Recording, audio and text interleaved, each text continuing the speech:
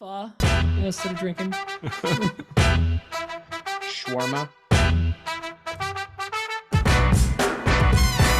This is going to be Hello edited and out. welcome to another Woodshop podcast with Mike Coffee of If you want to Coffee say System racist Bills, shit, do it now. Daniel No, don't. Dunlap of This Daniel goes to Dunlap Woodworks, YouTube. and Peter Capara of Petru's Workshop. You can find us all, as well as the podcast, on Instagram and YouTube.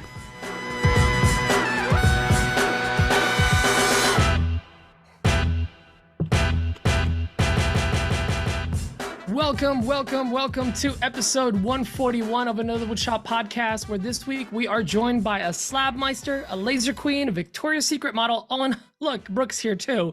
These two have been running a makerspace for the past 5 years and cranking out slabs using locally sourced hardwoods in their area. Brooke and Michael from Maker's Workshop are here. Woo! You What's up, made it. guys? You made it. Big thanks to Brooke and Michael for joining us this week. Also, big thanks to our patrons. We got a new one this week, Bill Burkle. I don't know if Pete wants to talk about the connection there and give up all the information about Bill. What's on my bench?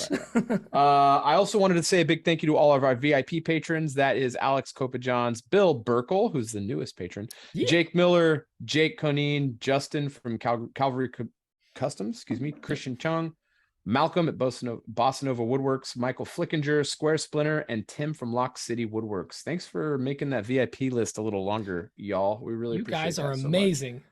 much. And now that crap's out of the way, no, big thanks for our patrons. You guys are amazing. Now that that's out of the way, Pete has a bunch of questions, and it's going to get real awkward. So Yeah. Go, Pete, go. My first question is, Mike, if I wanted to go to WorkbenchCon, but I'm short $50, how could I go? Well, I've got great news.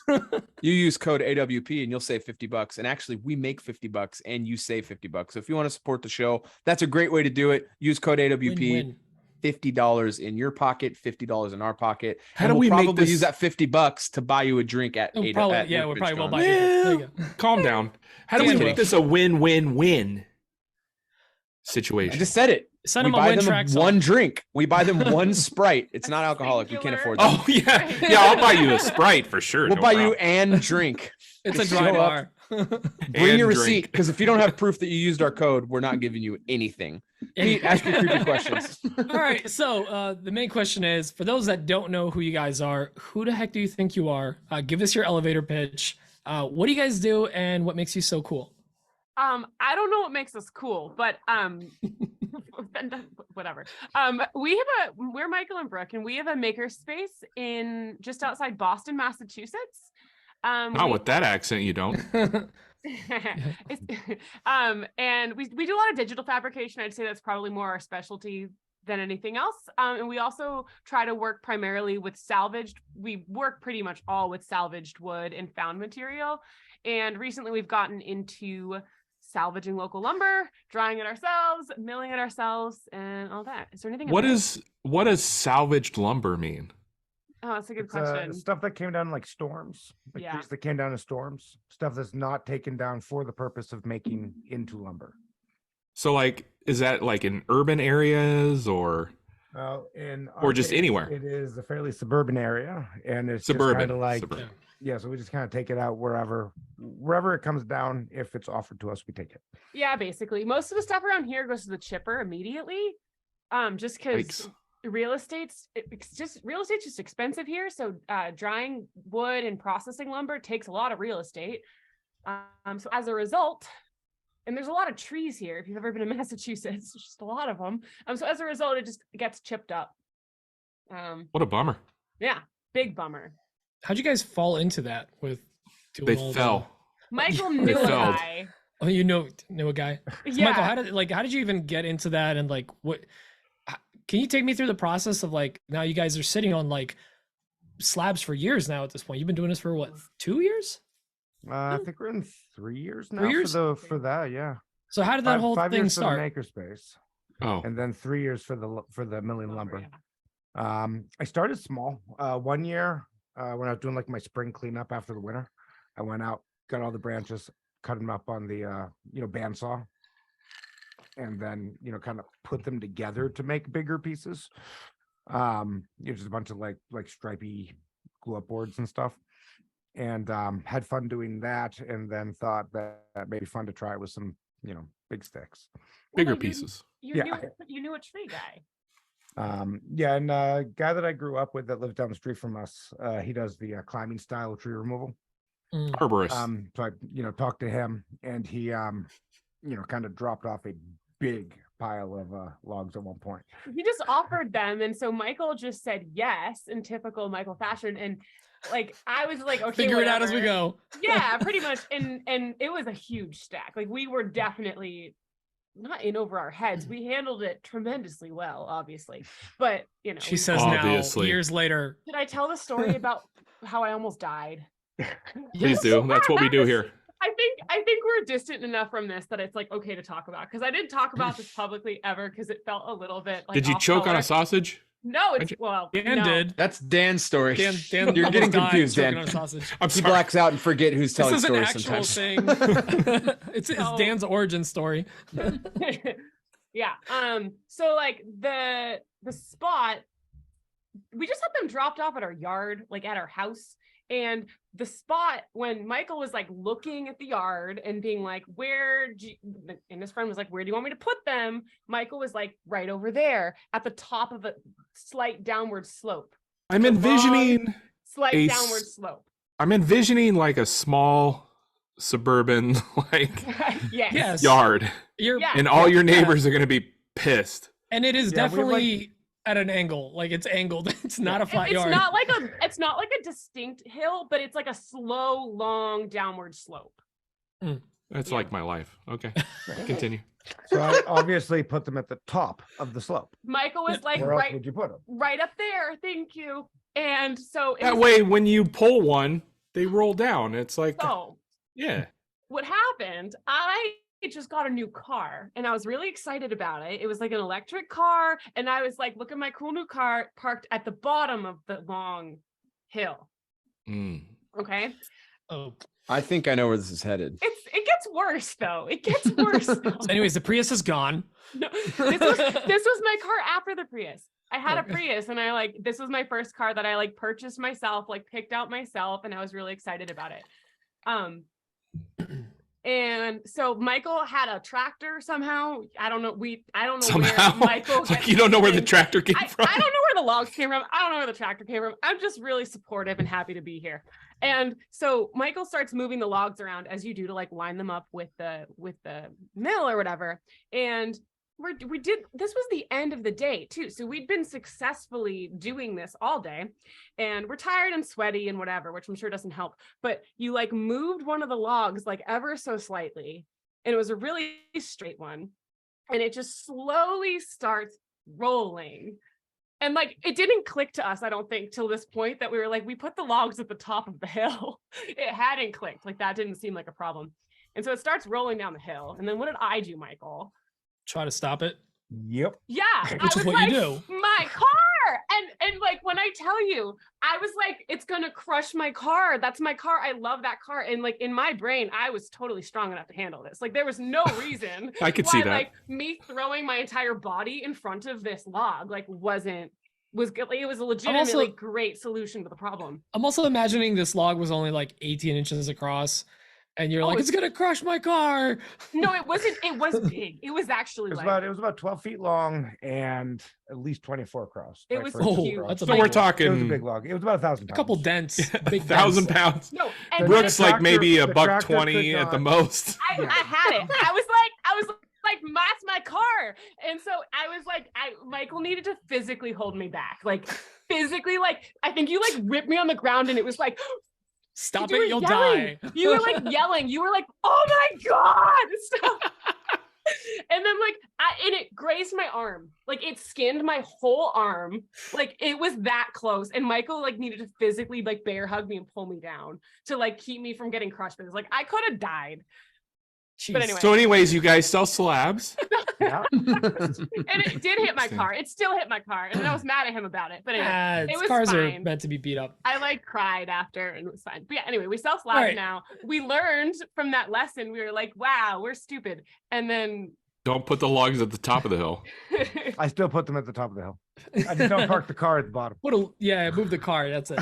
and I Maybe don't put up a want- large fence. It's what a So do you clobbered guys fence, have a it would've sawmill killed them. now, or are you still renting the I like have a how is friend- that I whole have a friend process? that has one, and so we just bring him in when we need to for now. Yeah.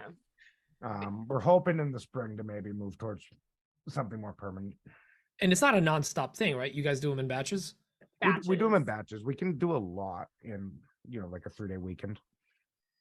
Yeah. And I've heard from you that you guys have a professional kiln slow drying system, right? Can you talk a little more about that? No. Oh, we modified our entire basement. So our entire basement is a wood drying kiln. I don't think I've ever publicly said that that's our basement. I just like refer to it as like the wood. Oh, I'm drying sorry that I just room. blow up their No, spot. It's totally fine. Like it's our basement. Your basement is a kiln. That's different. Oh gosh. I mean, it's And we just a keep dry about spot. 10% humidity down Yeah. there. We just keep it a little bit warm and very dry. Do you have guests that stay the night and they sleep in the basement and they wake up with bloody noses, or No. how's that work? No, the basement's unfinished, so it worked out fine. Bring a How do cot. you remove the moisture? What's that? Yeah. How are you remove pulling the moisture out of there? We use industrial dehumidifiers, and then we Oh, kind of nice. like And they feed out. made the area kind of like airtight. Yeah. Are you We- insulating it in any way? Because obviously there's pretty wild temperature and humidity swings during the year. What else are you doing for? Because people ask us about drying wood all the time too, and never really thought to The like use a biggest- basement. The biggest thing is minimizing the fresh air in. So if you seal it off with plastic, then you're constantly recirculating the already Dextrify. dry air. We Right. we tried sealing it off once and weren't happy with it, so we didn't. So basically, you got to dextrify the room. Exactly. Split with plastic. And is it Exactly. painted concrete walls or like is it just straight concrete? We just have straight concrete. Yeah. We tried I'm to- surprised. That's actually it's actually maintaining dryness. That's intriguing because I've To never be- really thought about. We started Leaving the small. house. So like the room we're in right now, which is the office in our home, was the first wood drying room. Like we stacked this room with wood. Oh my, we sound insane. So we stacked this wood with room. This is perfect. This is the edgy content we've been hoping for. Yeah. Go. Yeah. So anyway, That I don't recommend. That The was- floor was not reinforced, no, and it's a lot of weight. it's a lot of weight. And so we stacked it up here and we dried the wood in here. And we did have guests stay in here. Oh yeah, someone slept on the stack one This time. was weird. They were like, what did they say? They said, oh, it's like a bed that just hasn't been made yet. Yeah. Yeah. They don't have bed bugs. They have like emerald ash borers and Yeah. stuff. Yeah. Exactly, But yeah. we started smaller and we like slowly figured it out as we scaled it up a bit more to make it work. Like we didn't just rashly do this. I feel like that's how Steve Jobs got Apple started. Yeah. Yeah. They slept on computer parts for a while. Yeah. Yeah. But Well, that's we awesome. have it down pat now. Like so they still so when the I hope the, so. when the wet lumber comes when it comes in the logs, we it goes at the top of the hill, and then we mill it, and then we have a tent set up outside. So it goes as wet lumber from the mill to the tent that's outdoors, and it hangs out there for a little bit. Because that eliminates checking and splitting and stuff. Because the first initial dry down is faster, so it makes it so it doesn't crack as much. And then after it stays in there for a little bit, then it goes down to the wood room, and then it hangs out there until it's all the way to 9% humidity. Yeah, Oh, we've been nice. done. It takes about 3 to 4 months. Yeah. Interesting. Nice. It's Yeah. quite literally a kiln in your house. That's Yeah. awesome. Yeah. So, all right, the last question I have is just more about the makerspace. We've all talked about wanting to kind of give back or teach or set up some kind of space. I just Where want to we make a lot could- of money. Yeah. Make a lot of money, but also educate people. I used to teach Yeah, at a maker sure. space. I know Mike's talked about moving out to Montana, having like a big shop where you can like actually have classes and meetups and stuff. Like we're all interested just in on my that. property here, Well, yeah, or The Montana dream is gone, Pete. Montana dream is gone, Yeah. but still. and then have the shop here. Um, Yeah. Now, like, so you guys started the makerspace. Like, can you guys talk a little bit about how that got started? How it's going? Obviously, it's still going. You guys survived the pandemic. Nice. And some of the the highs and lows of that, like how the good things and the bad Yeah. things, because a lot of people wonder about that in our community. How long of an answer do you want? Well, I think we have a question about this later on in the little show bit, yeah, I as guess. well. It's Well, before Before about how it doing got the started. makerspace, Yeah. before doing the makerspace, I had a gallery. And Michael has an art degree. He was a glass and metal artist for like Ooh. 15 I could tell years, that just by looking at it. which a lot Glass. of people do not That get. blows. Get it? Yeah. 'Cause Okay. that's- okay. Yeah. So anyway.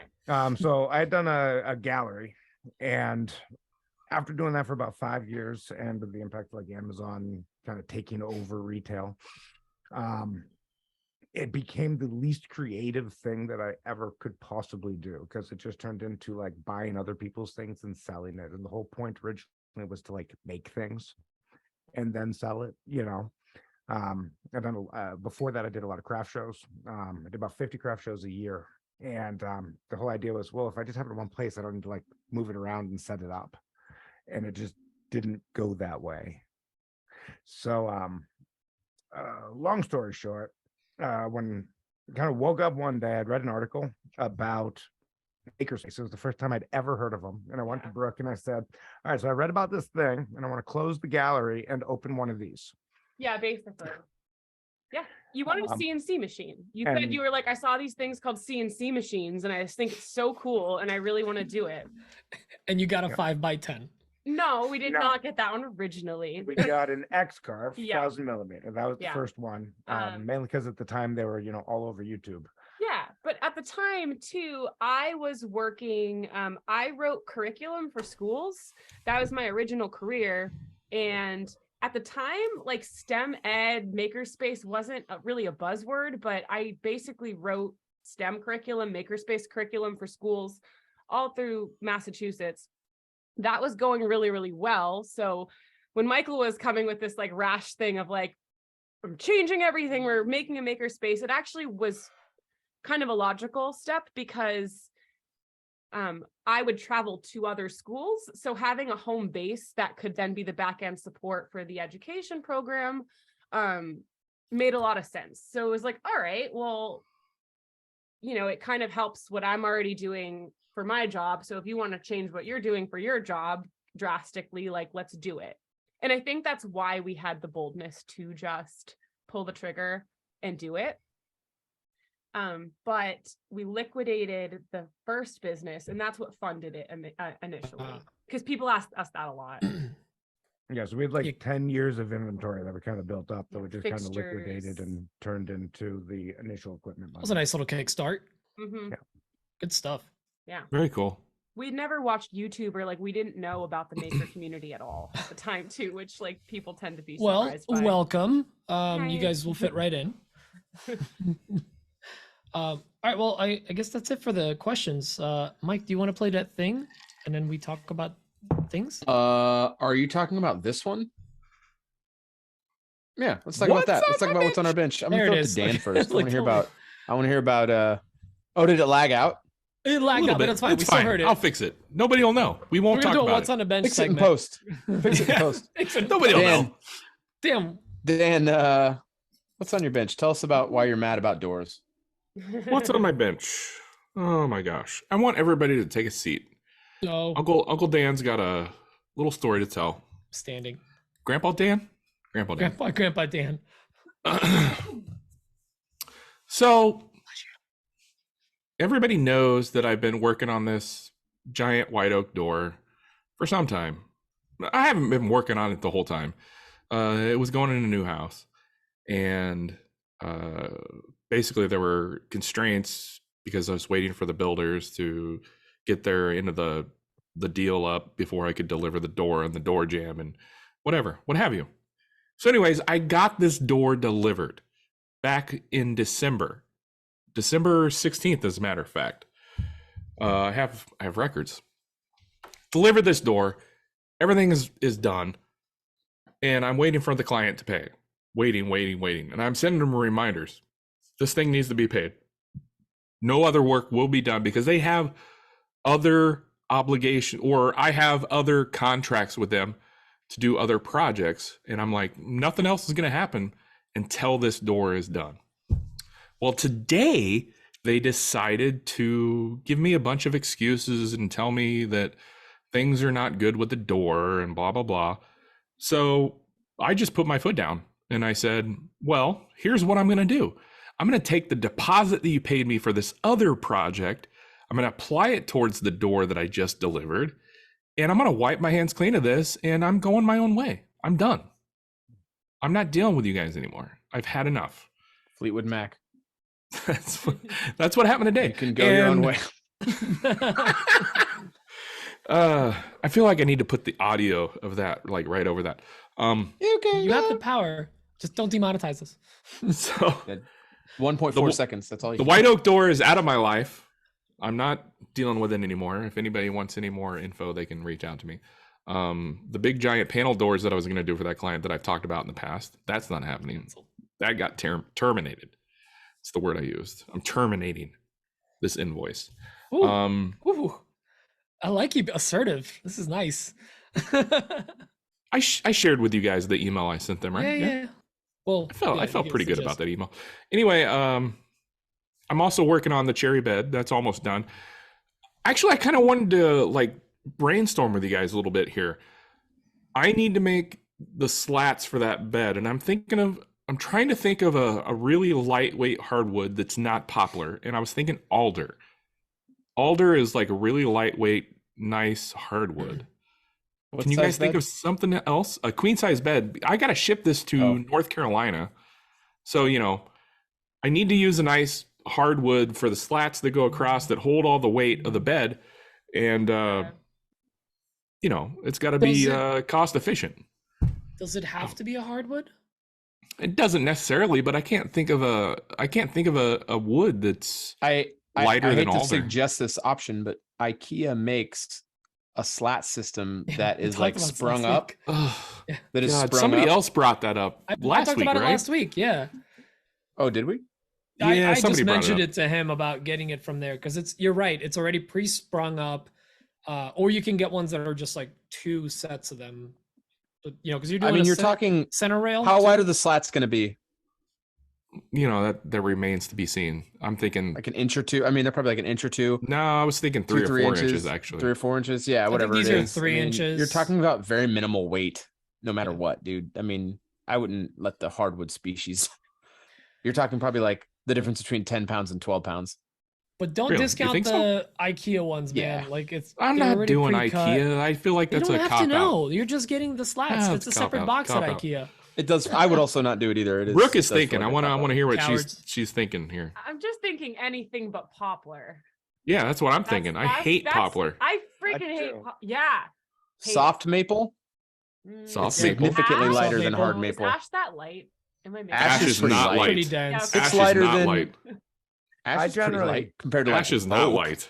I mean, what's the generally just balsa go with wood maple. pricing out there? What'd you say, Michael? I generally just go with maple, but I tend to have a ton of maple. Yeah, we just always Yeah. maple. Everything's maple. But the weight, Maple is where my brain goes right away. Shipping it to what is it, North Carolina? Yeah, Something? from Are you using a Nebraska freight to company? North Carolina.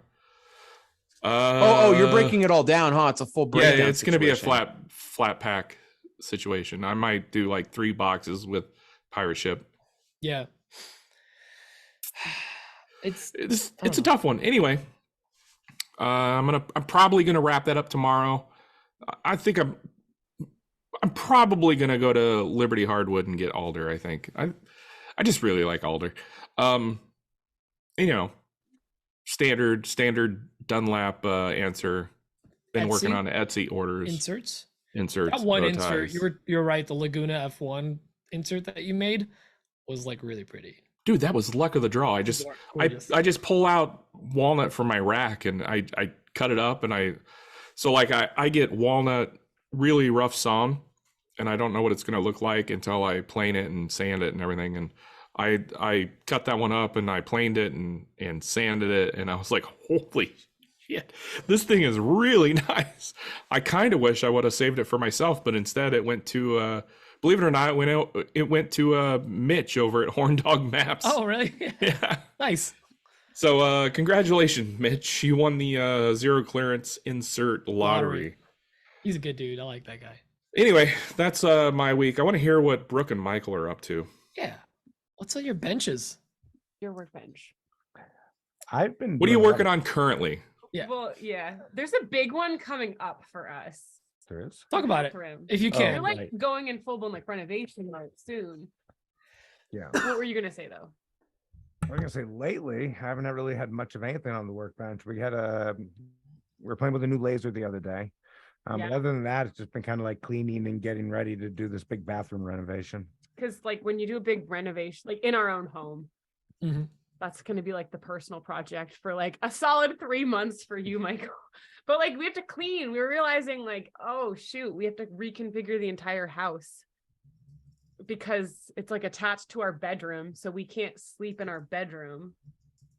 But you have while two it's bedrooms, right? happening. We have Or 3 sorry, bedrooms. Yeah. two bathrooms. Right? We have 2 as well? bathrooms. Yeah. So we have Okay. we have a master bathroom that's attached to our bedroom, and that's the one that needs to be redone. Like tiles are falling off the wall. It's and bad. I think if you poke one area of the shower, I think the whole wall would just fall in. It's really bad. So like it needs to come down to like the studs. And then once we like started like going through that, we're like, well, while we're doing that, the carpet in our bedroom's kind of gross. So we're like, might as well just rip up the whole thing and just do both rooms at the same time. So Jeez. it just turns into like big thing. Okay, then we have to like, move. We have to get our room is going to become this room that we're in. And so that's been like, it's not been very creative work, but it's just been like, okay, get the clothes out, move everything around. Jeez, Yeah. you guys have been busy. Now, Brooke, Always. you were What's pretty up? busy over the holidays and stuff, and on a laser and some other Yeah, projects, right? I made a gingerbread clock tower. Yeah. That was like last month. And now you're And working with actually- Brittany on something, right? Yeah, Brittany and I are working on a wave, which is kind of cool. We don't really know where it's heading, but we're gonna figure it out. And then I'm working on a laser cut piggy bank. You heard it here first. Ooh. It's gonna I be heard about it. leather. Breaking news. Yeah, and then I'm also. Oh, you're old enough to know the ticker, Dan. Yeah. Ouch. And then I'm also working on a star. It's like a 3-dimensional, what are they called? Moravian stars? I might be making that word up. That's what you keep calling It's it. Moir. Moir. Moire. I do just keep confidently calling it a Moravian star in conversation, and No like, one's gonna bing it. I'm like delivering it with like full confidence, but like I made that. I don't know if I read that. I don't know, but I'm doing it on a CNC router, so I really want it to be done to where I can hone in the 3D file for a single panel. Like it's just like a single triangular piece to figure the angles out to where it'll all fit together and just perfectly snap together and make a star. And it's going to be resin and solid maple, and it's going to be blue, and it's going to be so cool. I'm doing that too. Wow, you just hate yourself. You don't seem very excited about it. You just I get so like excited this. by projects that just suck. It's gonna be so cool because like once you get the file perfect, it just magically happens. It's amazing. Well, one of the biggest advantages to a makerspace is that you don't need to make projects with the idea of needing Selling to it. sell it. Yeah, Yeah. that's one of the biggest perks that we can just take on these ridiculous things because It's a write-off. It's all right. That is actually really nice because you guys do tend to just lean really hard into just like, let's make a thing. Yeah. And then sometimes it has no end goal or no like, well, the gingerbread house you actually have to deliver for a thing for an event, Yeah. right? But That like was most of the things you're just like, self-inflicted, and, like, I just the- want to make this. Do you want to know tea about the gingerbread house? Yes. The That's what event we're here that- for. The event that was for like didn't care at all. Like they just like didn't care. It wasn't even like they didn't even include it in a photo like on the What? Facebook spread of the event. The Like, they internet just was on the edge of their didn't seat. care. Oh, that's actually kind of that's mean. Yeah, like it was like beyond just that like no, like the people did, but like I remember like looking on the Facebook posts of like people who attended and things like that. Like no one cared. Yeah, but Oh. some people came to the event just to see it. which So was like neat. that was Yeah. cool. The internet pulled through. Jeez. Thanks, Internet. Thanks, Is internet. it okay that I said that? It's fine. No, that's fine. They don't. Okay. Your Chamber of Commerce does not listen to Guess this. what? They didn't repost the gingerbread house, so they probably aren't listening to this podcast. Yeah, exactly. Our, think that's a our fair listener bet. base is mostly just our moms and then like a few people in the community. And the Boston Chamber of Commerce. Yeah, the Boston Chamber. I'm Oddly. big fans. I'll make Top tier City, patron, actually. I'll make City Hall next year. Honestly, like people like reached out about that. I hope next year I can do something really cool. You should run for office. No, That'll show them. no, it's gonna be a hard pass for me. I'm gonna run this city into the ground. Anyway, We're gonna rebuild Pete? it out of gingerbread. Pete, what have you been working on, buddy? I am trying to wrap up these ice climbing tools. So I delivered a bunch last week. I need to deliver. Well, actually, I don't need to deliver the rest of them anytime soon, but I just want them out of my shop. So this weekend, I'm just going to go. Don't you have to on. deliver them before the ice starts melting? Yeah, technically, yes. So we didn't have like a deadline. I said by the end of the month, you'll start getting deliveries. I ended up getting them to them 2 weeks in. So I just want them out by like the end of next week, just because, you know, they take up a lot of space. All my whole shop is set up just for that. And it's in like different stages. So this weekend, hoping to get all of it finished up. I'm almost done. I'm more than halfway done, about 60% finished with everything. Then I just laser them, pack them up, and get them out the door, which is really nice. Because then I could start tackling some. I actually have a couple of commission inquiries that I got to sit down with the people and kind of model some stuff out. A couple of like little built-ins, little tables and things like that, and some smaller tchotchkes and knickknacks and whatnots. And patty wax. And patty wax, exactly. But we're also gonna take on a couple projects for the house. We're gonna we have a couple like we want to do some live edge shelves, some new coffee tables. Actually, and I forgot to mention this last week. Bill, our newest patron this Bill week. Burkle. Yeah, Bill Burkle from WTB Woodworking. So me and Keith Johnson drove down there a week and a half ago, and we checked out his shop. So he has, I think it's he has an iDry system. It's a 13-foot kiln, I think, or 14-foot kiln. It's a big boy. It's like basically a small container, the size of a container. And that thing is really cool. He's able to put wood through that thing, I think every week or two, every 10 days. He's able to take a load out, fully dry. So the selection he has there is. You said it was good. an iDry? It's an iDry, yeah. It was nice. It's so nice. And he was talking about like how much he paid for it back in the day, and I was like, he was like 20 grand or something for the system. I'm like, what? That's like, I feel like now it's they're like more than double. They're like double that. At least. They're $60,000 starting. Yeah, they started sick. Yeah, so like whenever he got it, like, And there's like a year and a half wait or something like that. that's the other thing. He said he had a crazy wait time, and then he was like chatting with the owners or the rep, and they were like, "Hey, listen, someone just canceled their order. Do you want it?" And he was like, "Yes." So instead of it being like 6 months at the time, this is a couple of years ago, instead of being 6 months, you got it last December, I think, instead of it being like later last year that he was supposed to get it. So Good for him. score, Bill. Yeah, and so we went into this space. He has a 5x10 or 5x12 Avid CNC setup in there, and we walk into his like warehouse space, and it's just slabs literally to the ceiling, just scraping lights, because they're full 12-foot plus slabs, or 14 foot, some of these slabs, and they're massive. And he ended up giving Keith and I a couple board feet of some random stuff that he's just trying to move out to get some new stock in there. And it was a really nice trip. Got to chat with Keith a little bit, got to see Bill's shop and the whole setup he's got there, and got some slabs. So we got a maple, what is it? Not bird's eye maple. What's the other one? Ambrosia? With the lines in Spalted. it. Spalted, yeah. He got some spalted maple and walnut Sorry, slab. Yeah, it's okay. We're too slow. Sorry. So I got some of those. Fair. I'm really excited to do those. May turn those into some coffee tables for the house, because we have 2 living rooms. I don't know why. So we just Get on my coffee level, bro. tables. Yeah, Dan's got like Dan has 4 living rooms. I don't even want to get that started.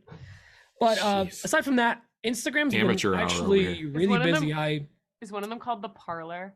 No, one of them's a kiln.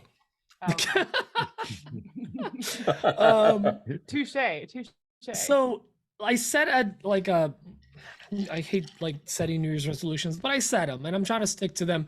And Instagram and Facebook have actually been pretty good to me. I've had some posts pop off on there. So I've been trying to be consistent about posting everywhere. And I'm literally posting to Facebook, Instagram every single day. And then if I can, TikTok, YouTube Shorts, Twitter, and Pinterest.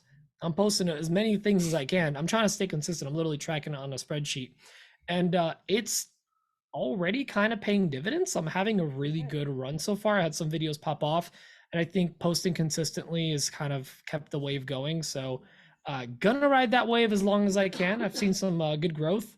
I'm at I think I grew like 10,000 followers in the last month, which is awesome. Ooh. Most growth I've seen. It's awesome, man. a very long time. So aside from that, Emma's been helping out with getting some Etsy listings done for Etsy. So I had a lot of them kind of grouped into one, and you could choose one of like 4 designs or 6 designs. We decided to just break them all up into separate ones, took some photos. She took photos, she made the listings. So without Man, her, I need wouldn't be somebody able to do that for me. It's Emma, it's you want awesome. to come hang out with me for a while? If the pay is right, she'll do it. So, Peanuts and peanuts. I give her free peanuts all the time. Well, it's peanut packing and, peanuts. She eats squirt, squirt the pop. Squirt. And just ice, unlimited ice Yes. from the ice machine. But that's it. So Emma's been helping me out a lot. It's been great because I'm able to get a lot more listings. And like this year, one of my goals is like I want to have 100+ listings on Etsy. And honestly, I'd love to have 150 by Christmas. Because Dan, one of the questions is for you about Etsy listings and photos. One of my biggest hesitations is always like, well, I have this product, but I didn't take good photos. And then I kind of just keep forgetting about it. And then I forget. Post them. You just Update the post, photos later. and then you sell, and you have tons of products on Etsy. So anyways, Mike, what is up with you? That's my week. What's going on? Oh, I think last Oh, week I Mike talked is about here it, too. but I bought a new trailer, but did I mention that last week? I bought a big flatbed trailer. I think you mentioned I that you were think going to you go mentioned- see You it. may- Maybe. yeah. I thought Mike I got a picked it up. trailer. Well, I bought a big trailer finally for picking up all the material and stuff. So I got a big 14K 20-foot trailer, flatbed trailer, which is needed for a while, but finally was able to make time for that. Last Friday, we delivered a big, huge countertop to a winery. That was fun. And then we had to go pick up a bunch of material for this upcoming projects right now. Did some filming this weekend with the cinematographer. We knocked out this video on this laptop stand. And then, shoot, was it yesterday or the day before? Peter was here and we filmed another video on shaper versus router table. But yeah, I built this laptop stand, got this design all done and wrapped up. I'm gonna make those available when the video goes live next Tuesday.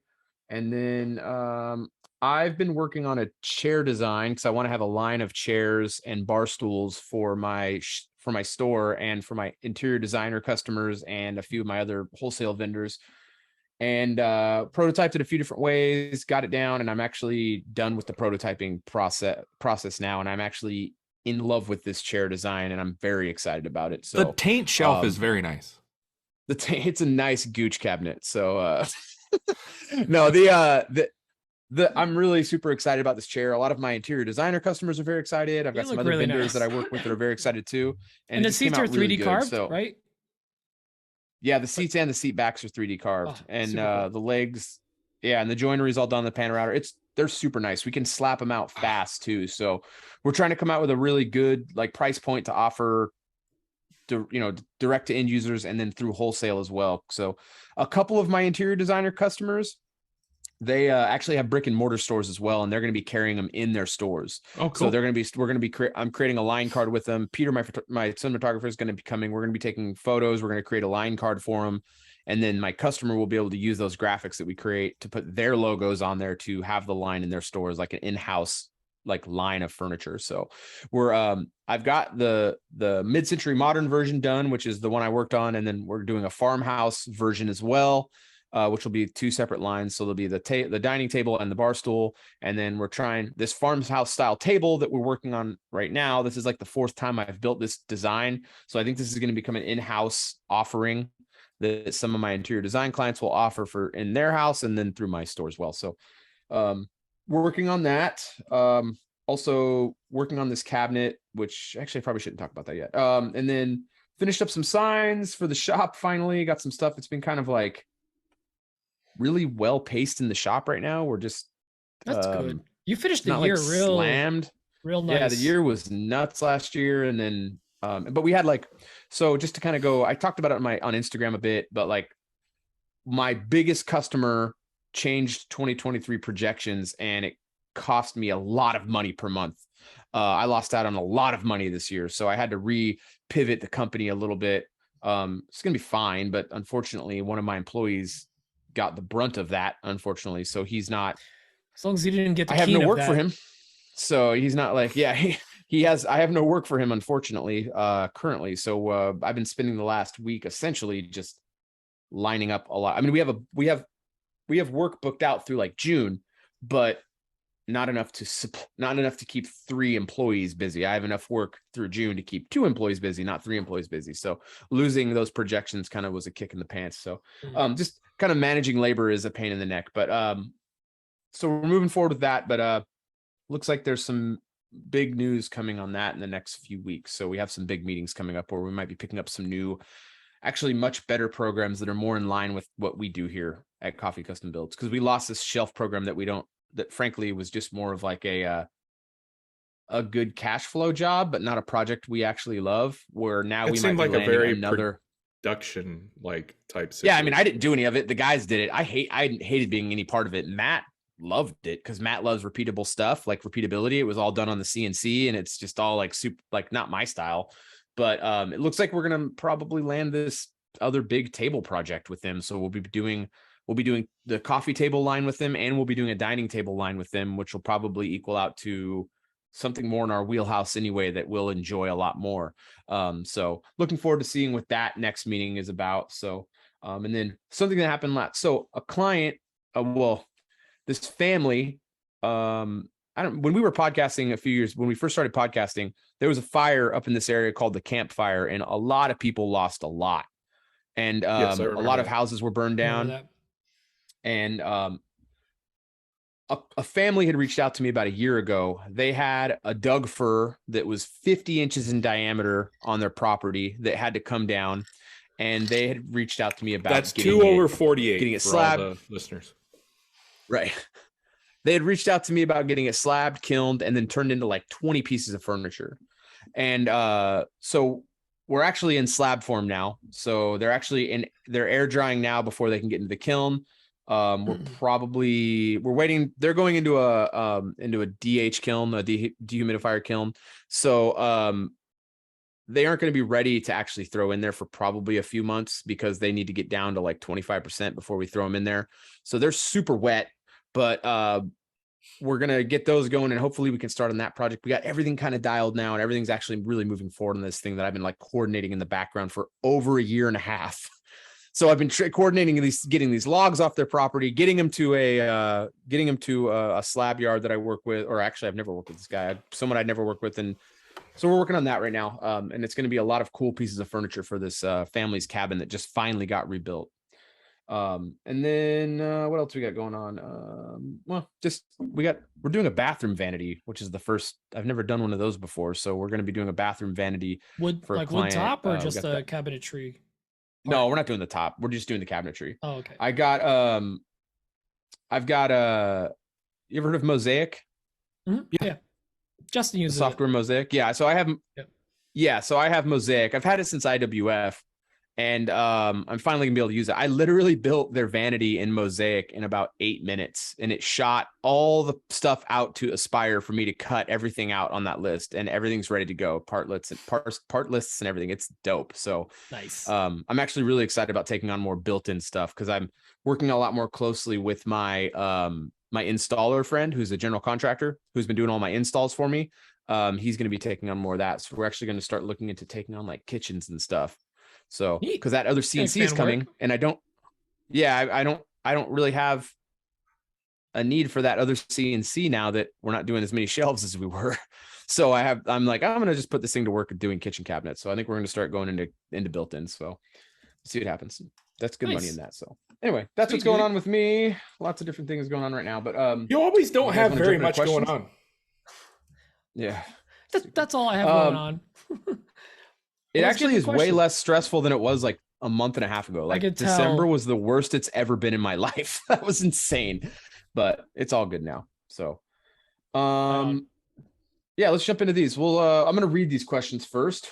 We've got one from Brittney Carbone. Where does that go? It's around here somewhere. That is the sent folder. Sorry, everyone. it This is is. my first time. Oh, what's your favorite caffeinated drink that gives you pep in your step? And what's a big mistake you made using the laser cutter, but it actually came out amazing? Dan, this one's for you. Oh, well, Brittany, my favorite I wasn't caffeinated ready. drink is a Caramelicious from Scooters. So delicious. Extra whipped cream. Extra licious. And I want to hear the what Michael biggest has to say. mistake I made with a laser is Not having one. all the hair removal. Oh my gosh, that's the funniest thing to me ever. Brooke and Michael, do you guys want to take this? I feel like this Yeah. might be more geared towards you. I don't have strong feelings on any sparkling beverages. I do really love Italian soda, but I don't I think know. she said caffeinated beverages. I don't know. Red Bull? Coffee. Okay. Coffee? Yeah. It's coffee. All right. Probably just All right. coffee. Yeah. And now, what's the biggest mistake you've ever a did on a laser? laser that ended up actually being awesome? I don't think Aside I've from- ever made a Oh, mistake. was that? It had to be awesome. Well, no. Well, I take back the laser hair I removal. It actually Michael. came out amazing. It was funny. Michael said he's never made a mistake. So, Oh, Well, this Clearly. question's clearly for Brooke. then. well, I don't know. What have I done that's like been a big mistake? Like I've had a couple bad like. Oh, you put that wool fabric in there. The wool fabric. I made a green dress on the laser cutter last Was it the one year. that smelled terrible when you cut it? So bad, and it lasted for like 2 weeks. I It was can't like really- vintage fabric, right? so you're Yeah. telling us don't cut wool on the laser? And it smelled like burnt hair in the workshop for like 2 weeks after she did that. can't even really I wear feel the like dress. that kind of makes sense. Like the dress looks really good. I think it looks really good, but like it smells really bad. So I can't can't imagine like when I hear people talk about using lasers in their house, and I'm like, no, you don't know the smells. You know what's funny? Like our neighbors that day were having a yard party or something, and I was laser cutting this dress, and I've laser cut fabric before, and it does not always smell bad. There was something. This is like 100-year-old fabric. Yeah. And so like It was the whatever. depression. It was It was like wet. It was like wet, burnt dog hair. It was horrible. And that's like depression. Depression fabric. Yankee Candle had a candle called the Depression. That's what it would smell like. well, I was cutting it and I was just in the zone, so I didn't care. And then Michael was like, "Did someone die?" And then he comes back out and he goes, "The entire neighbor's yard party needed to vacate. They left." We don't know if it was because of the smell, but Michael's was like, "It's really bad. It's really Stop bad." it, Brooke. Might have been the Stop. smell. Could have been a gas leak. Nobody knows. It's the dress. It smells very Oh my bad. God, that's actually really funny. Yeah. Which is important. I'm also really allergic to it. To Interesting. the dress or to the? Oh, It's hard to say, really. Anyway, to circle back to the laser hair removal joke, just Yeah. in case listeners aren't familiar with this, we'll I have just I have bleep a- this whole thing and just say laser hair removal. I have a laser hair removal sponsor, which I think is the funniest thing. Oh, I remember that. Oh, was that what you were 'Cause they- referencing, or is that just like a No, separate I joke? didn't know that. I was Oh, you not didn't? referencing that. Oh, so How, Yes. yeah, like They a local approached- place, right? yeah, they reached out to me. I Well, don't. actually, it's a national chain that was opening one locally. Yeah. And Like, but oh, the you funny do thing laser is, it's one of the work. most popular sponsorships that we've ever had with our Yes. viewers. Our viewers, we've done great with the laser hair removal referrals, Wow. which I think is so funny because Interesting. I needed to make they were like, "You need to do a permanent post on this." And I was like, "All right, well, like, how do I like make this link back? Like, what Did do they give you I-" like an affiliate thing? Where you Yeah. get like, oh, Yeah. that's actually kind of funny. You never know what's gonna pop off, right? No, And- and they gave the first 10. They gave the first 10 people a free treatment. Yes. They, Yeah, they I were just actually missed very it. generous. Damn it. Yeah. It's expensive. Anyway, that's like Yeah. so. Anyway, Emma just got it, so like it's Yeah. pricey. it's expensive. No, exactly. And so I was like, well, I feel like I'm robbing my followers if I don't like do this. And everyone at first I was like trying to be all tasteful about it, but the feedback I keep getting is everyone's like, "No, Brooke, you need to just like go All for the of it. content." All of it. No, The no, no, no, head. not like laser hair removing my entire self. Like with filming content. Like people being like, "You need to just like fully like pizza night unleash the editing on this."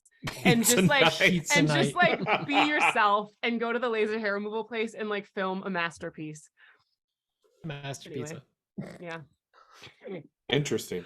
Sorry if I U-turned that topic. No, it's yeah. That's all no right. That's what we worries. do here. Yeah. So Scott Oram had Scott a Oram. question. No, no. I This love is, this This is in regards to Etsy. He had a 3-star review. He's wondering if he should really chase down the customer and try to get them to either rectify it or whatever. Pete, what do you say? Yeah, well, keep trying to reach out. I think there's a time limit after which you can like leave a public response to a negative review. And I don't know the time. Don't quote me on this. I remember something about 3 months or something because it's beyond. Thanks, Em. I don't know about the time, but you do have to do that from a desktop and not you can't. You do have to do it from phone. a desktop where you can like publicly respond to the person and be like, "Hi, I'm sorry you had a bad experience. You know, like I tried reaching out to you. If this message does find you one day, try to reach out to me. I'd love to rectify it." That's not the direction I'd go. Yeah, no, I use a lot less F and S words. Actually, the message I send anytime someone gives me 4 stars or lower, I have a kind of copy and paste response that I send to all those people. And I don't have it pulled up right now, but it's along the lines of, "Hey, thanks for buying something from my shop. I'd love to know what I can do next time to earn a 5-star review. I cannot tell you, I know, but like out of the 5 times or Dear so that sir, I've sent madam, it out. If I could fillet you and you give me a 5. But here's the thing, like there's almost every single time. No, actually, out of the 5 times, I think 4 times I got a 5-star review off of it. Because sometimes people would be like, "Oh, this was like whatever," or like, "Oh, I thought this was blah, blah, blah." One guy was like, "I was just trying to get your attention." I'm like, "You could have just messaged me instead of leaving a review." And then he changed it to a 5-star. One person just wanted a refund. And I was like, "I can do a refund. Like, you just return it and whatever." And got a 5-star review. So like, just reach out with, give them the benefit of a doubt. Because keep in mind, if they don't have messages turned on, or if they're just getting these sent to junk, or if they just are those psychopaths that have 10,000 unread emails on their phone and they don't see an email from Etsy from a person they bought something from, they won't see that message. So you might want to actually reach out again. I would highly recommend that, and kill them with kindness. And eventually, if they're not responding, just eat it. It's fine. You should be able to absorb at least one-star review a month without it hurting your star seller rating. And just respond back in that public forum if you can. Dan, you're a big Etsy queen. Let's go. I'm the biggest queen. I'm the Etsy queen of Sarpy County. I keep it real simple. I will send out a response. How dare you? Who do you think you are? Yeah, it goes something like that. I send out one follow-up. And if I don't get a response, I just move on. I don't have time to be trying to hunt down everybody that has problems. It's not that I get a lot of problems. It's that my time is better spent elsewhere. So, one response, if one reach out, if I don't get a response, then I move on. That's me. Quick and simple. Brooke and Michael, are you guys on Etsy at all? We're starting to be, but not really. But my go-to would be kind of like move on and do better next time. I don't need you. Michael, back when you were still doing glass and metal, you had a huge Etsy store. That was part of the burnout. Yeah. Was like, you're just like, nope, I'm not selling work. So. But I tend to not chase it either. Like, I'll do my best to like do well, but like most of the people I found tend to be like a one-time deal. So how hard do I need to chase you to Exactly. Fair. retain the sale that I already made? That's a good point. Depending on what you sell, it might be a one and done. Yeah. Yeah. Like they're not going to come so- back to you for something else. Right.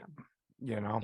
So I don't know, just kind of weigh that in is my opinion. But if I wanted to knock it out of the park, you have their address. I'd send them a handwritten letter. Oof. I like that. It's nice. The handwritten note is Or yeah. hear me out here. Wow. A bag of dog poo.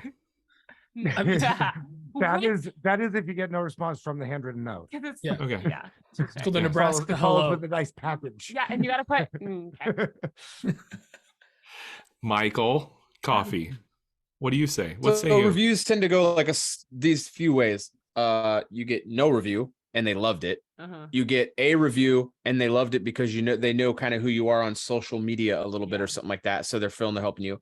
They give you a 3 or 2 star review and also say I loved it I loved because it. apparently they're a I've got moron, or they leave you a terrible review because they don't understand that actually hurts people. So for me, like I've said it, I keep saying it, like for me, I just don't like Etsy. I don't like dealing with Etsy. I'd rather make one thing for $10,000 than 100 things for $100. Just no thank you, like hard pass on it for me. But there's value there. I really see value for it with the digital stuff. But I just don't really care about Etsy anymore. So, but with that being said, I know that a lot of people make really good money there, and that's where their marketplace is, and it makes sense for their business model 100%. So I think that my advice to Scott is like, shoot him one message.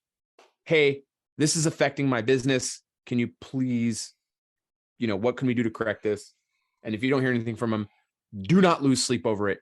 Just keep moving forward, because you're going to let one bad review hold you back from focusing on making more sales. So just keep moving forward. There will be more. It's like it's like letting one bad moment during a day ruin your whole day. Yeah. Right. It's just not worth it. Like, these people are morons. It's like the lowest common denominator over there. It's unbelievable how stupid they are. Anyway, the next question. Well, Mike the has first strong question feelings for a call-in. They're all idiots. It's like selling to homeless people behind Craigslist on Etsy. It's everyone that buys from unbelievable. us, Like, we love you. all...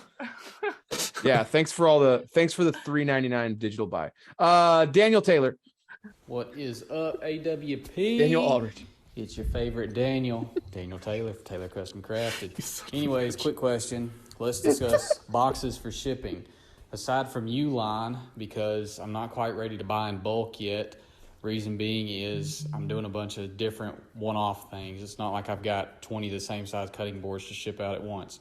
I got different size stuff, so I don't want to buy in bulk. I'd like to buy individual boxes for what I've made. So aside from Uline, where do you recommend that I don't end up like Dan at the UPS store and getting bent over? Peace. Pete. I get my boxes from 4 sources.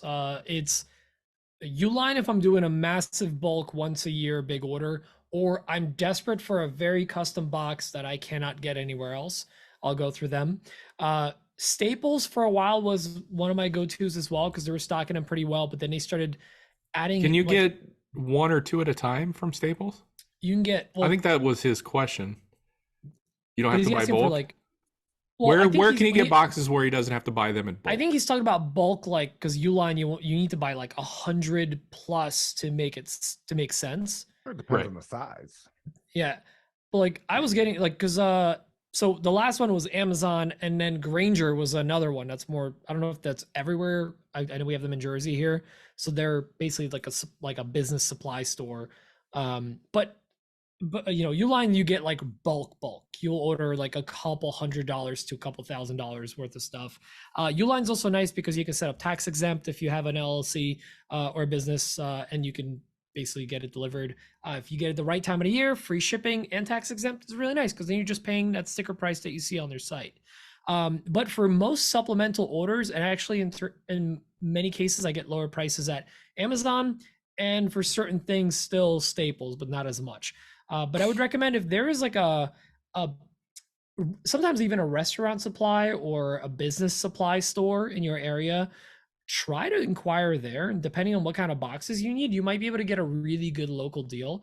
And especially if you have a business, an EIN, you can usually register with these places and get wholesale pricing. So that's something to consider as well. But Amazon and Staples is pretty good, because you can buy these bulk packs of like 25 to 50, which is not really bulk. It's not a bad amount to keep on hand. Dan, what do you think? I'm going to parrot everything you just said. I mean, before I started buying from Uline because I needed hundreds at a time, I was buying from Amazon. I would buy 25, 50 at a time of bubble mailers. I send out almost everything in bubble mailers these days. I still get all mine from Amazon. So yeah, Amazon, just do a search for the specific size you need, and something will come up. Other than that, I don't have a whole lot to add. Sorry, Daniel. Brooke and Michael, do you send out a lot of small packages? No. Well, you do now with the. I order them. samples. I order them at I get them on a Uline. I always have. If you're not ready to commit, then you shouldn't be shipping. Commitment Oh, issues. no. Yeah, we have the opposite issue where we need to like mail slabs, where it's like so. Are you mailing slabs? We're Yeah. trying to figure that out. That one's still a little hard to figure out, especially for the people that want them shipped over international. Yeah, borders. we shipped one to Canada. Wow. What? If only they had trees in Canada. Yeah. Right? No, but that's the issue with the supply chain on lumber. It's so bad. If you learn about the little facts about it, which I don't want to bore everyone with, like the supply chain on lumber is so bad. So anyway, yeah. Wow.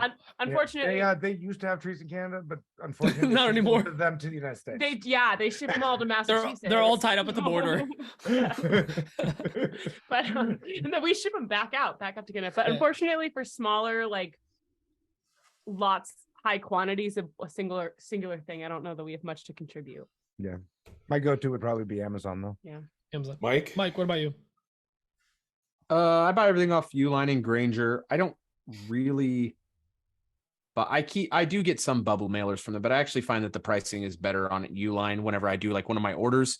So whenever I do order once usually every month with Uline, but I actually just placed the order last night for this month, but sometimes it's every 2 months I can make it float. So, but yeah, Uline is my go-to for sure. Cause I also get like all of our nitrile gloves there for all our finishing. I get all the construction bags there because those fit in my hoppers for my dust collectors. And Yeah, they're that's like, the thing. they're like- Uline does a lot of, you can get Right. a lot of your consumables Yeah. there. Yeah, I get my first aid kits there. I get lens cleaner thing. We have a lens cleaner all over the shop. My first aid kits, carts, everything that we need for the shop, we buy there, Yeah.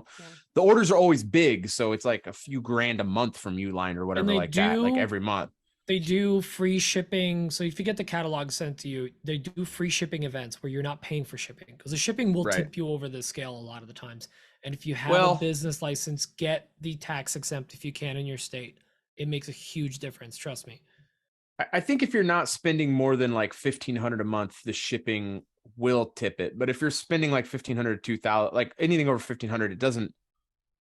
The shipping is just part of the cost. I mean, it doesn't really. It's still cheaper than anywhere else that you can go to. Like, I mean, it just is cheaper. I mean, Like it's it was made a just, difference for me, and I put in orders of like $600 or so.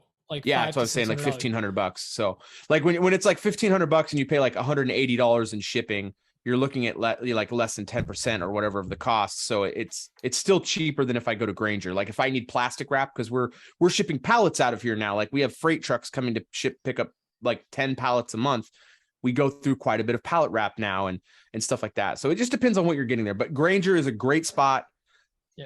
Amazon is fine. I don't really like Amazon. They really bone you on, like you end up paying way more per box when you factor in that a lot of these sellers on Amazon, it'll fall. I mean, most of them don't even fall under Prime. You end up paying like $5 for a box that I would normally pay $2 on Uline. And then once you factor in shipping, it's just not that much money. So anyways, those are my main ones. And then also like, what is it? Is it Office Max or Office Depot? Is I that don't know. It's still one of a those thing? office. Depot. Yeah, there's one around here that actually has a decent supply They're of still only a around? few sizes. Yeah, Yeah. There's one of them. It's like barely hanging on. It's I thought real they went sad the in way there. of like Looks nobody like beats someone the called in a Wiz. jihad over there. It's pretty Yeah. bad. So There's an Office Max not too far from me, actually. Wow. Is there I don't- anything in it? It's just I think it's off. Not many customers, but there are things in there. Oh. Oh, I get all my boxes of Blockbuster. Nice. they're free there. Yeah. This one is from Josh Friedrich from 507. Hey guys, so I was watching Dan's stories this past week and I saw all the sweet woodpecker tools he got from the estate sale for cheap. And it kind of got me wondering about all those types of tools. So my question is, what are your thoughts on these high-end tools, such as woodpecker, for an example? Do you guys think that the product is worth the price tag, or do you kind of see it as overkill? I guess, what do you guys run in your shop? Do you guys run higher end price tag tools, hand tools, such as with rulers and marking tools and whatever it may be? Or do you guys run with maybe a more middle ground or cheaper product? Anyways, looking forward to hearing it. Thanks. Dan? Well, typically I spend my money on higher end tools that have motors on them. That's a good way to put it. I mean, if I'm going to spend a lot of money on a tool, it's going to be a power tool or something like that. When it comes to hand tools and marking tools, I usually tend to go, like middle of the road. I'm not what you would call a hybrid woodworker, but I do use hand tools and stuff like here and there. But like he said, and I should have mentioned this in what's on my bench, I did go to an estate sale this past weekend, and I picked up a lot of woodpeckers and Veritas tools at a really great price. When you compare it to what they go for retail. And so I felt like a bonehead if I didn't. And I got to be honest with you, the Veritas planes that I got, they are beefy and hefty, and they feel real quality. The woodpecker stuff, I got a few woodpeckers things. They are aluminum. I don't have a whole lot of opinions on them yet. I haven't taken them out of the box. So I don't know. I'm gonna reserve my opinions on woodpecker for the time being.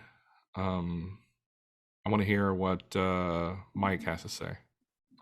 I like high-end quality tools. I think that specifically with woodpeckers, they have a lot of tools that you just don't need. They have very specific uses, and if you that's the thing need with woodpecker, they have a lot of they're very like, specific. Hey, do you need to scribe a line on a 45-degree miter on Tuesdays only? Well, then we got the one tool for you. It's $900. No, they're like crazy with some those of their tool date releases. conditional ones are the worst.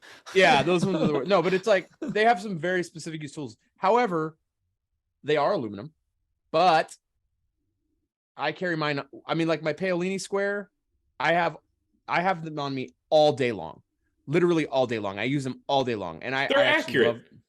they're great. They're fantastic tools. I think that you could get Starretts that are good as well. I like, as I've gotten more into woodworking, I'm buying myself nicer hand tools as gifts to myself. They're kind of like self bonuses. I've been getting really into H&T Gordon hand planes, specifically from Heartwood Tools lately. Like, I just love those tools. They're beautiful, and man, Those are the ones nice. that are sold at Walmart, the Heart tools.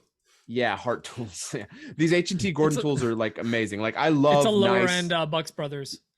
like the Lee Nelson Rabbit block plane is always, every day I walk into the shop, that thing is at my side all day long. I use it all day long. It is the most comfortable and ergonomic feeling plane I have. It's amazing. So for me, I enjoy it, and I love having these nice higher end tools. You don't need them. There are very good marking tools that don't cost a ton of money, in my opinion, and in my experience. I do like having those tools because this is what I do for a living, but it's also what I love doing. So I like to spend money on it. So that's kind of you where like I'm to at with treat it. yourself. Yes, I do. I like to know that I'm using the nice tools. Like, it's a quality of life thing. Like, is woodpecker the best marking tools out there? I don't know. I can't really speak to that. Do I really enjoy using them? Yeah, I do really like using them. They're really nice. They're nice tools and they work really well.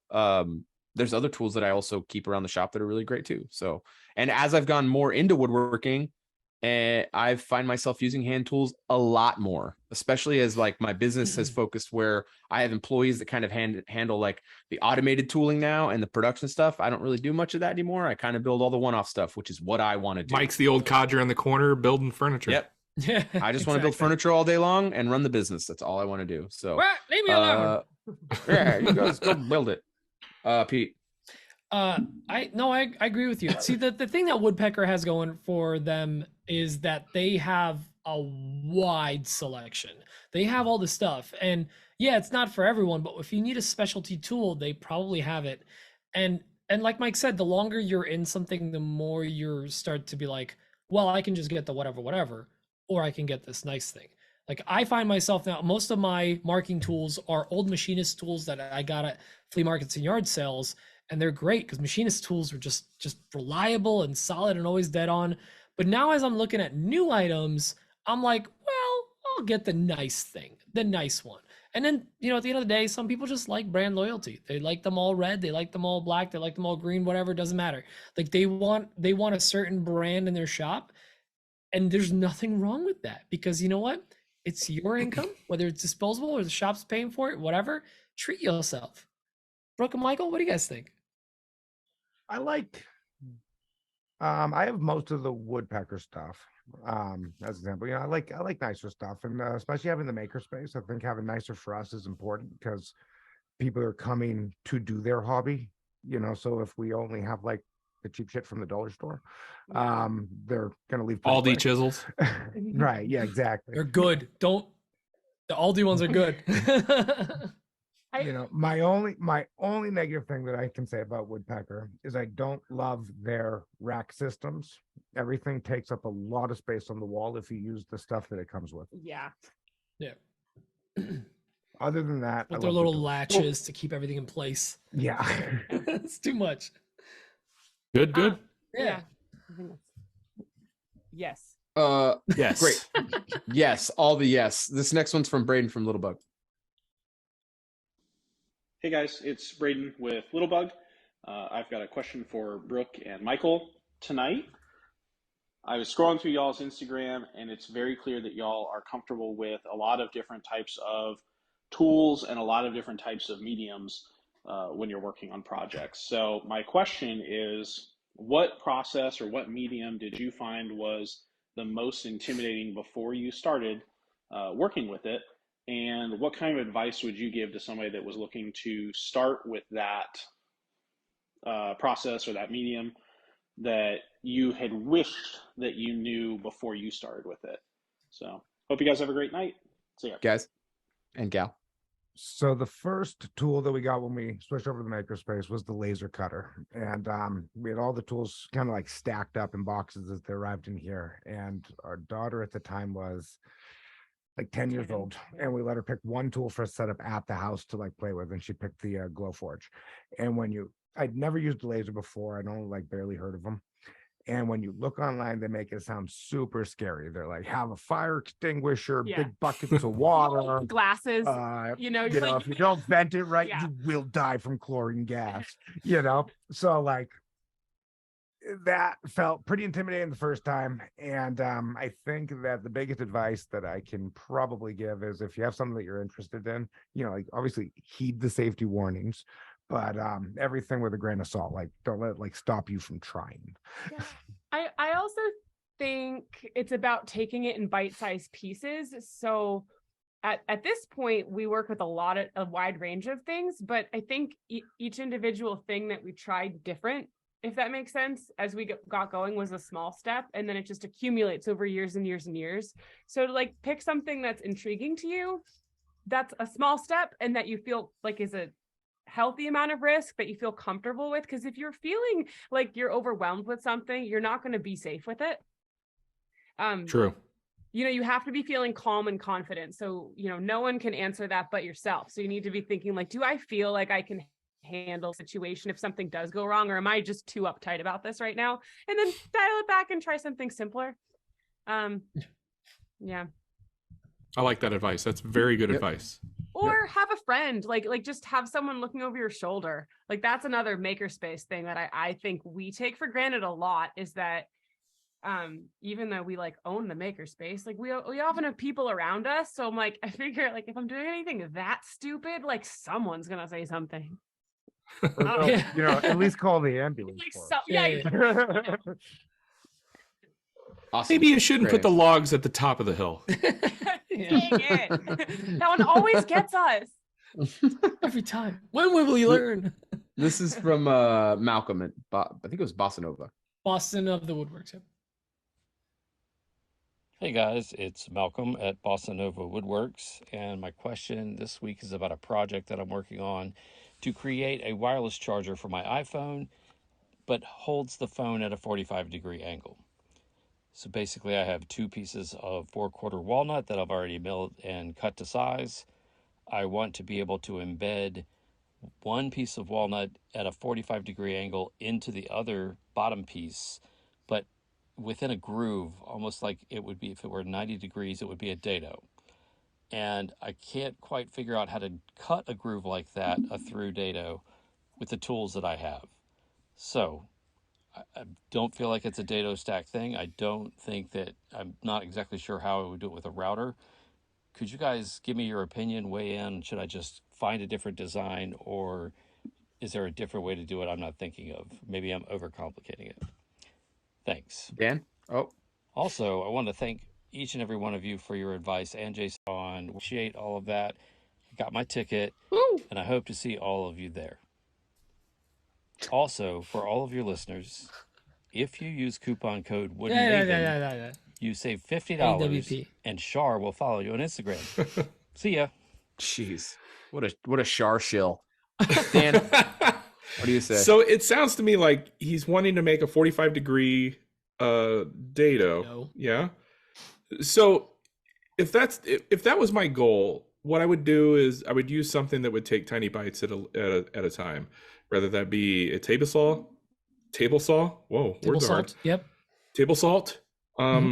Or a miter saw, with the bottom limit switch, adjusted. Yeah. And then once you get that, don't cut it all the way, but once you get that and you've taken tiny bites, it's going to leave you with the ridges on the bottom. You would take a chisel and flatten it out by hand. I think that's about the only way you can do it, unless you do it all by hand. Oh God. If I'm understanding his question correctly. And use code AWP at checkout for WorkbenchCon to get $50 off. Petey, what do you think? Am I thinking I this feel like correctly? I'm not understanding it right, because he's talking about a 45-degree dado, which was what I'm gonna draw a picture. I'll draw a picture. Draw a for you. picture, yeah, because I have continue no talking. idea what he's asking. I have no idea I what was he's just asking. about to say I cannot understand like words, like that type of processing for me is Well, How here's come the I'm thing. having a really hard I've time, been like- drinking more than everybody, and I feel like I so understand. Dan gets it. that's perfect. He's Well, wanting unless- to do. He's wanting to do it. Oh, come on. Oh, Oh, blurry no! backup. What are you hiding, What did- Dunlap? What did you draw? What did you draw? And why don't I have It's just two a bases? It's just a bunch of penises. Come on. Stop. That's the He's- pre-show stuff. He's wanting to do a dado like that. And then put the thing into that Yeah. 45. Yeah. Yeah. All right. Yeah, I don't know why you wouldn't just back use to a the player. There's table my saw. Corvette. No big deal. Yeah, I think Stick it a on a dado stack on a CNC table and- saw and just not cutting the Not a dado Oh, stack. Not a dado stack. yeah, just No, turned no, off no. his- You do a single saw blade and you do it little bits at a time, and then you use the chisel to flatten it out. Yeah. Yeah, there's no need to have to like Or use cut a flat the piece of flat, wood going flat into grind it. blade. Yeah. I mean, either way, if you use the dado stack, it would create the wrong angle that he's looking for. It sounds like. Well, I mean, if you cut with a dado stack at an angle, then you don't have to cut an angle It's in the not board giving that's you that going into 45-degree cut. It's not giving you the flat 45 though. Yeah. You can angle a dado stack. It'll give you the Yes, 45 but on the it's still side. It's still going to be a 45 on the 90-degree side, No, dado. not on the. I understand that, Yeah. but if he's just putting a board out of 45 into another board with the dado stack in it, he's overcomplicating it by cutting a 45 on the board going into it. It's all about the aesthetic, though, Pete. all about, you're right. Yeah, yeah. If you wanted to look a certain way, I totally get it. But all right. yeah, sorry if we made it more complicated than it needed to be, Malcolm, but that's kind of what we're thinking. Hey, Malcolm, by the way, my mom says hi. Yeah. Anyway, My mom too, I Jeez. guess. I just talked to her today. She's like, tell Malcolm I said hello. Um, let's pass this to Brooke and Michael and see what they say. I think you're gonna need like a $150,000 CNC machine. Yeah, just have a A 5-axis. five-axis CNC. Only way that I think you can achieve this. It's science. I'm not He's going to right. argue that.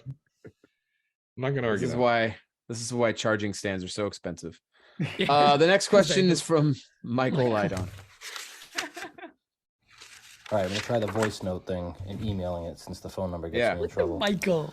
Since I feel like a complete dick after last week, this one Mission is accomplished. for you, Daniel, specifically. Finished products, building a portfolio of things that I've finished, taking photographs of them. Photography is not a strong point of mine. Do you have any tips on taking still photographs of finished pieces for, let's say, a portfolio? Hope you guys have a great weekend. Peace. I've said this Daniel? before and I'll say it again. Make sure your backgrounds are clean and there's nothing that's obnoxious that shouldn't be in the photograph. You don't want anything that's going to take away from your product. So that's it. Plain and simple. Anybody else want to chime in on this? Would you recommend using I like will say portrait that- mode? No, No, absolutely not. If 'Cause you you have nice like bokeh backgrounds and stuff. you want to keep the bokeh to them, you don't want so much bokeh that it's taking away detail on the actual piece. Okay, you want to find a balance. Okay. If you know anything about photography, okay, I'm gonna pretend like you know what I'm talking about. Let's say I shoot a piece at 50 millimeters at 1.4 and I'm doing it close up.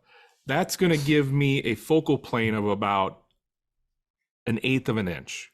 Okay. Now think about a plane, not a plane, but like a visual plane in front of a piece, and you're doing it close up. 1/8 of an inch focal plane, that's that thick, and I'm showing with my fingers. I know we're doing a It's the size of his audio podcast. ego. Size of my ego. Everything else is going to be blurred. So you don't want so much bokeh that you're taking away detail from your actual product, is what I'm saying. But you might want to blur the background. But yeah, blur the background a little bit.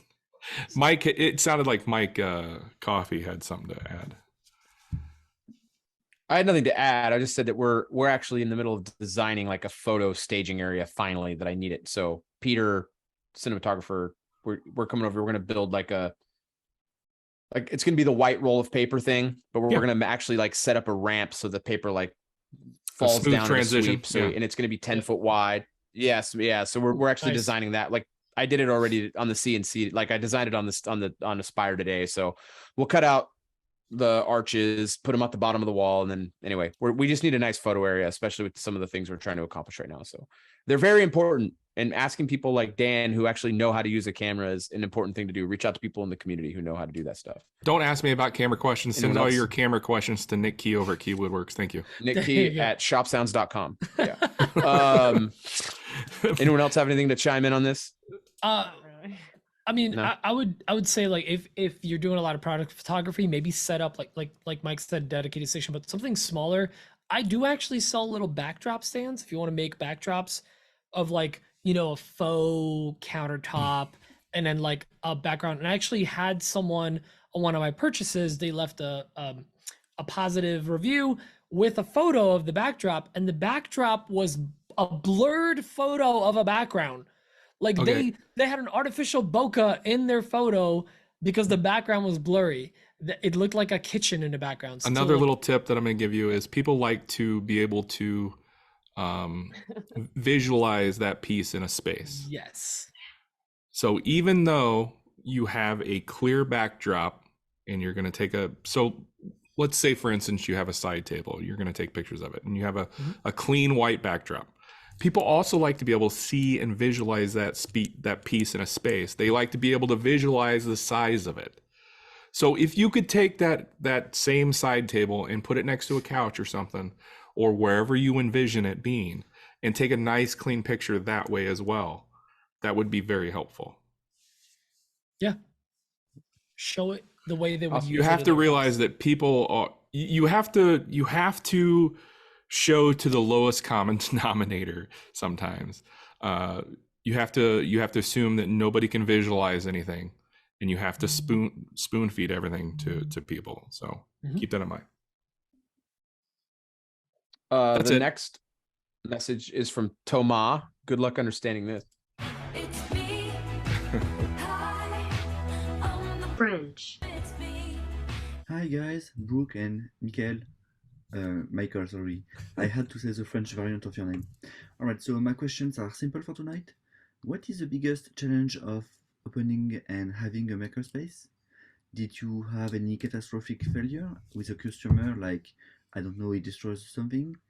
And finally, did any of your students end up buying their own 3D printer or laser or any else tools after learning with you? Thank you. Bye. I have no idea what was just said. and I Pete can blacked break out. it down. Pete, What is the biggest challenge that you've had of owning a makerspace? Have you had any major issues come up with a or patron of the makerspace? And then did any of your students buy their own lasers, 3D printers, kind of go like use your space as a jumping off point? We have had people buy their own specific tool. So if there's one specific tool they like the laser, we've had people buy like a big laser that's just theirs, but they tend to then stick with us still for the tools that they don't use as much. Yeah. You know, like if they're not a 3D printer, but they like having the idea of having access to it. But any major issues, like incidents? Other than Brooke getting ran over by a log. It's really got mean. run over by a log. Yeah, I never really thought about it before, but Brooke's all singing, "It's me, hi, I'm." Yeah, pretty much. Yeah, I think Brooke is pretty much all of the major issues over. That's a good track record. She's the only person that puts stuff in the laser that she shouldn't. Yeah. And yeah, exactly. And her cars are the only ones that get run over by logs. Wow. There we go. I have actual input on this though. No, actually, that is all true. But I can think of some incidents like I Yes. remember, this isn't even me like Throw Michael under the bus, please. No, you don't even understand this man's level of calm, cool, and collected. I don't even understand it. He doesn't make mistakes. He's not kidding. But there's like one time where we had a member that had cast colored pencils in resin. This isn't me like throwing anyone under the bus. Like it's fine. And they like Cheryl. They like passed it. They like passed it through a planer, and it like gunked up our planer, which was annoying, I guess. But they used the right planer. I have a planer over there that is for junk like that. Yeah, so like we have like the junk one, and we have like the not junk one. And so I think that we've learned over the years little things like that make that work out okay. Like our industrial size laser cutter and CNC, makerspace members can't just come and use. Like, right. That's separate. You know what I'm saying? You have like, specific tools that the makerspace clients and students can use. And yeah, I mean, those are the only two tools that they can't use without having one of us with them. Behind the top tier patron wall. Exactly. We call it the inner circle. Like that's just what it says on our like website. And like I hope people get we're being funny. Because it's just like everything. I wanted to call that tier the maker cult. Yeah, you were just like make it cult vibes. Said I wasn't allowed to. The problem is that everything else on our website just sounds so normal, and then it's just like join the inner circle. But it's fine. What was the other? We make inside jokes and make fun of Cheryl. Just the biggest challenge of owning a makerspace. Biggest challenge? COVID. Yeah, that was great. That was definitely the biggest challenge. Yeah, I think so. It's starting to normalize, but it's normalizing in a way that it was not like before. Yeah. Because like before the pandemic, when you went in like every Friday night, all the tables would be full of people, everybody get takeout, just a great like kind of like party event, just nice. Making things. Yeah, super fun. Now we are starting to have the same number of members that we had before, but it's like they'll go in, do their thing, and then go. So there's not a lot of like overlap. The community. There's no camaraderie. Yeah. Yeah, people, less of it. You forgot how to hang out with people. That's the problem. Yeah. Well, we always joke the type of people that join a makerspace in the first place are like people that really enjoy parallel play. It's like, it's like, oh, I'm gonna like sit next to you and we're gonna like both do our Lego kits and not talk, but like we had the best time together. Like that, it's like adult version of that is like a makerspace. So yeah. I don't know. Preschool for adults. Damn, I can relate to that, but I always thought it was like childhood trauma.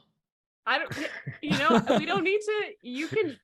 Let's unpack that next episode. Next episode, but so it's kind of interesting to see how that's very, very slowly like taken shape post COVID. Well, I'm glad it's bouncing back. Yeah, and insurance is hard Awesome. because insurance companies like don't understand it. They don't get us. But we went through. How does that look? What insurance? Yeah, insurance. Yeah, how does that struggle? Yeah, I would imagine that's kind of a nightmare.